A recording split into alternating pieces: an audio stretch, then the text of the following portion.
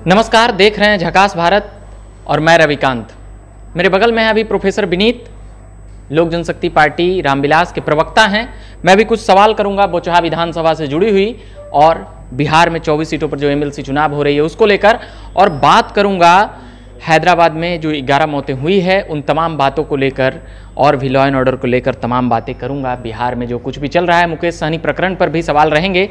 पहले मैं सवाल लूँगा, बिहार में जिस प्रकार से अभी राजनीतिक सरगर्मियां बढ़ी है और तेज हुई है, उसमें जो अभी आपका बोचहा विधानसभा सीट को लेकर पहले मैं सवाल लूँगा कि वहाँ पर आपने कैंडिडेट नहीं दिया उपचुनाव में। पिछली बार दोनों जगहों पर देते हुए नजर आए थे, तो क्या वहाँ पर नहीं देने का कारण रहा कि 4-5 हज़ार वोट आएगा उसमें सिमट जाएंगे, क्या इस डर से या कुछ और? लोक जनशक्ति पार्टी रामविलास तो डर से कोसों दूर रहती है, क्योंकि शुरू से ही ये लड़ाकू पार्टी रही है, संघर्षशील पार्टी रही है। तो ये कहना अतिशयोक्ति होगा कि हम लोग डर के कैंडिडेट नहीं दे रहे हैं। हाँ, जहाँ भी हम चुनाव में उतरते हैं वहाँ पे हम ये देखते हैं कि हमारे उम्मीदवार का काम क्या है, उन्हें कैसा काम किया है, उनका जनाधार क्या है। और बोचहा विधानसभा क्षेत्र में जैसे कि आपने सुना होगा कि 2 दिन पहले बीजेपी के सांसद श्री अजय निषाद जी हमारे राष्ट्रीय अध्यक्ष चिराग पासवान जी से समर्थन मांगने गए थे इस सीट को लेके। तो यहाँ 2 बातें निकल के आती हैं रविकांत जी की, जो पार्टियाँ और जो लोग ये समझ रहे थे कि लोक जनशक्ति पार्टी रामविलास का अस्तित्व खत्म हो गया, इनका कोई जनाधार नहीं है, ये उनके गाल पे करारा तमाचा है। क्योंकि विश्व की सबसे बड़ी पार्टी अगर हमारे राष्ट्रीय अध्यक्ष के पास मदद मांगने पहुंचती है तो इसे कुछ मायने हैं। भले कोई कुछ भी कह ले, लेकिन हम शुरू से कहते हैं कि हम एनडीए के घटक दल में से हैं। तो इसके कारण जब समर्थन मांगने पहुंचा गया तो हमारे राष्ट्रीय अध्यक्ष जी ने कहा कि ठीक है, being a part of that NDA coalition हम लोग अपने उम्मीदवार नहीं उतारेंगे। और जो ये बार बार आप कहते हैं कि आपको 4,000-5,000 वोट आएगा, उसके डर से आपने नहीं उतारा है, तो आप ये बार बार भूल जाते हैं कि कुशेश्वर स्थान में तारापुर में हमने एक राष्ट्रीय पार्टी को पीछे छोड़ दिया था। और अगर आप ये बात कहें कि जदयू ने दोनों सीटें जीती हैं, तो ये आपको अच्छी तरह मालूम है कि वहाँ पे संसाधनों का कितना दुरुपयोग सरकार ने किया है। तो उसमें हालांकि हम लोग नहीं जाएंगे, लेकिन बोचहा विधानसभा क्षेत्र में उम्मीदवार ना उतारने का एक ही कारण है कि बीजेपी ने समर्थन मांगा है, तो हमने उनको समर्थन दिया है। और अब आता है कि वहाँ के जो प्रबुद्ध जनता है वो किसको वोट दे, वो उनकी समझ पे आधारित है। अब मैं बात करूंगा बिहार में जो एमएलसी चुनाव हो रहा है, 2-3 सवाल और हैं, मगर एमएलसी 24 सीटों पर हो रही है, आपकी पार्टी 5 सीटों पर लड़ रही है। तो क्या वहाँ पर आपको कैंडिडेट नहीं मिला या फिर और भी कुछ बातें हैं? उम्मीदवार ना मिलना एक ऐसा थ्योरी है जो कि मुझे समझ में नहीं आता है ये कहाँ से ये आता है। ये चुनाव लड़ने का मतलब होता है कि आपके उम्मीदवार में दमखम हो और वो चुनाव जीत सकता है। बस केवल नाम का हम चुनाव नहीं लड़ते हैं। जैसे कि जदयू ने यूपी में लड़ा, 51 सीटों में से 27 लोग भाग गए, 24 लोगों में से 19 लोगों की जमानत जब्त हो गई। हम ऐसे चुनाव नहीं लड़ते। आप भी तो लड़े थे यूपी में। हम लड़े थे, हमने अपना संगठन विस्तार करने के लिए लड़ा था। हमने कभी भी ये क्लेम नहीं किया कि हम इतना सीट जीतेंगे। लेकिन जो जदयू जो 51 सीट लेके कह रहे थे कि हम 20 से 25 सीट जीतेंगे, मैं उनकी बात बता रहा हूँ। अब आइए यहाँ पे लोकल निकाय के जो चुनाव जो हैं, तो हमारे जो 5 से 6 उम्मीदवार हैं ये बहुत मजबूत उस क्षेत्र के उम्मीदवार हैं। और मजबूती इस सेंस में है कि उन्होंने वहाँ पे काम किया है, वहाँ के लोगों के सुख दुख में शरीक रहे हैं, शामिल रहे हैं। जीतने की संभावना लगती है? बिल्कुल।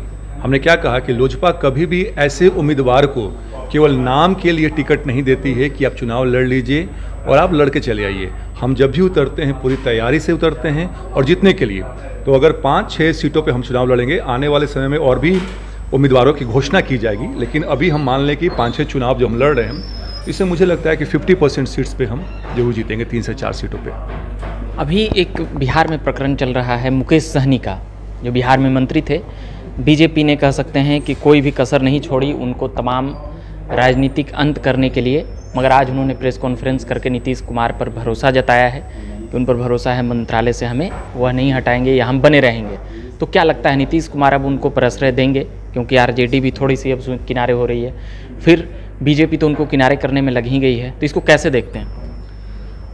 देखिए, 2-3 चीज़ें समझने वाली बात है यहाँ पे कि वीआईपी पार्टी को 11 सीट गठबंधन ने दिया था, जिसपे कोई 4 लोग जीत के आए।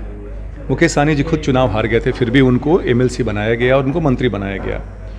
तो मुझे लगता है कि ये एक बहुत बड़ा ऑब्लिगेशन था बीजेपी का, लेकिन उसके बाद से भी अगर उनकी क्या रणनीति है, उनका क्या मंतव्य रहा है कि उन्होंने ऐसा काम किया, बीजेपी पे आक्षेप करना हो या यूपी में अपने उम्मीदवारों को उतारना हो, तो उस पर हम लोग कमेंट नहीं करेंगे कि अंदरूनी मामला है ये। आप समर्थन करेंगे या नहीं करेंगे? डायरेक्ट किसको समर्थन नहीं करेंगे? सहनी जी को। हमने कहा आपको कि हम एनडीए के घटक दलों में से एक हैं, और जो भी घटक दल जो मेजॉरिटी के साथ जो निर्णय लेगी, हम उनके साथ हैं। लेकिन एक बात मैं बताना चाहूँगा कि जो आपने कहा कि नीतीश कुमार जी को वो कह रहे हैं कि भाई हमें आश्रय दीजिए, तो नीतीश कुमार ऐसे शख्स हैं, उनका ऐसा एक व्यक्तित्व है कि हर बार वो पलटी मारते हैं, इसलिए उनको पलटू राम भी कहा जाता है। मुझे नहीं लगता है कि नीतीश कुमार अपने कुर्सी को छोड़ के किसी और में उनका इंटरेस्ट है, और मुझे लगता है कि मुकेश सहनी को एक बार फिर से सोचना चाहिए इस बात को लेके। राजनीति में कहीं छोटी मोटी गलतियां हो जाती हैं, उसको समझदारी से उसको फिक्स करना चाहिए। कई आरोप लग रहे हैं बीजेपी पे कि छोटी छोटी पार्टियों को वो किनारे कर रही, जैसे चिराग पासवान की पार्टी हो गई, मुकेश सहनी की पार्टी हो गई, ये तमाम बातें चिराग पासवान और मुकेश सहनी को एक साथ करके देखा जा रहा है। इसको किस हिसाब से देखिए? नहीं, एक सांस में चिराग पासवान जी को और मुकेश सहनी को कहना बिल्कुल सही नहीं होगा। अगर आपने जैसा आरोप लगाया है, अगर ऐसा होता तो हमने कहा कि बीजेपी हमसे समर्थन मांगने नहीं आती। हम अब भी समझते हैं, भले दुनिया को कुछ भी कहने दीजिए, हम भी समझते हैं, अभी भी समझते हैं कि हम एनडीए के ही पार्ट हैं, एनडीए के ही कोलिशन गवर्नमेंट के सदस्य हैं हम। तो मुकेश सहनी का हमने कहा कि उनका अंदरूनी, उनका निजी मामला है, उनका व्यक्तिगत महत्वाकांक्षा क्या है उस पर मैं कमेंट नहीं करूँगा। लेकिन हाँ, अभी मुकेश सहनी जी पॉलिटिक्स में, राजनीति में थोड़ा सा नए हैं। मुझे लगता है कि थोड़ा उनको कुछ और समय बिताना चाहिए था, चीज़ों को, जो समाज का जो डायनेमिक्स है उनको समझना चाहिए था, और फिर अपना आगे का जो रणनीति है तय करना चाहिए था। थोड़ा सा यहाँ पे उनसे चूक हो गई है। हैदराबाद में एक मामला है, 11 लोगों की मौत हो गई है, तो किस हिसाब से देखते हैं बिहारी पलायन और भी तमाम चीज़ों को लेकर? बिहार सरकार से आप लोग क्या गुहार लगाइएगा आपकी पार्टी? ये हमारा दुर्भाग्य है कि हम बिहार में एक ऐसे मुख्यमंत्री के शासनकाल में हम रह रहे हैं जहाँ पे इनकी नीति तो कुछ है नहीं। भले इनका नाम नीतीश कुमार है, लेकिन ये कुनीतियों के मास्टर हैं। ये 16 साल में इन्होंने ऐसा कोई भी नीति नहीं बनाया है, रोजगार का, स्वास्थ्य का, शिक्षा का, जिससे कि पलायन रुके। आज मान लीजिए कि अगर हमारे प्रदेश में नौकरियां मिलती तो हमारे बिहारी भाई हैदराबाद हो, चाहे बॉम्बे हो, पुणे हो, वहाँ जाने में मजबूर नहीं होते। भाई उनका ये परिवार है, उनको पेट भरने के लिए बाहर जाना पड़ता है। बताइए, 11 लोगों का जलने से मृत्यु हो जाना है, कितना विभत्स है ये।